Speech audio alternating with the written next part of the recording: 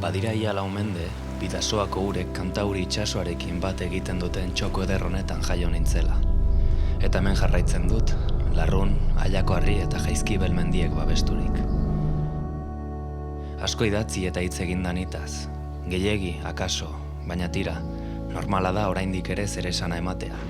387 urte ez ditu edonork betetzen. 1628an sortu nintzen.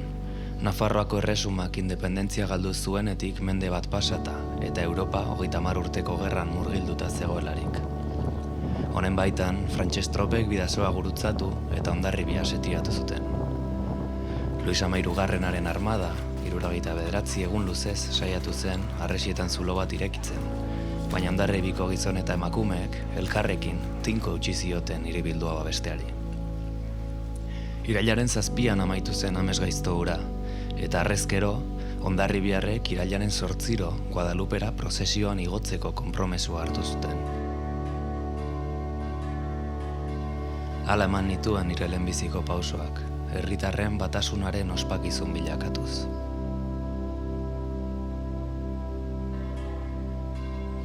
Sortu nintzenetik, etengabeko aldaketak bizi izan ditut.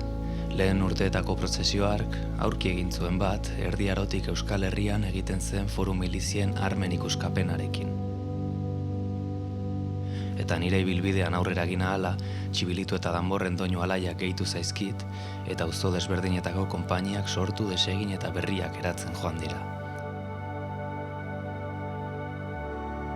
Kantineren figura ere txertatu zait, eta janzkerak moldatu dira, melodiak eguneratu eta banda zein tanborrada batu. Mendez mende, ni ere garaian garaiko Hondarribiaren islada bilakatu naiz. Hala ere, pena handiz ikusi dut, nola azken urteetan, sarritan apurketa, gatazka zein bereizketa iturri bihurtu naizen. 21. mendearen lehen laurdena igaroko dugun honetan, herritarren gehiengo zabal batek onartu arren, Hondarribiko emakumeek ezin dute oraindik herriaren guztiona beharko lukeen alardean parte hartu. Nik, 4 mendetan zehar herritarren arteko elkartasunaren ikurri izan naizen honek, ezin dut herri baten apurketaren adibide bihurtu. Nire sorreratik zerbait izan banaiz, Hondarribiko senide, lagun eta herrikide guztien arteko topaleku eta elkargunea izan bainaiz.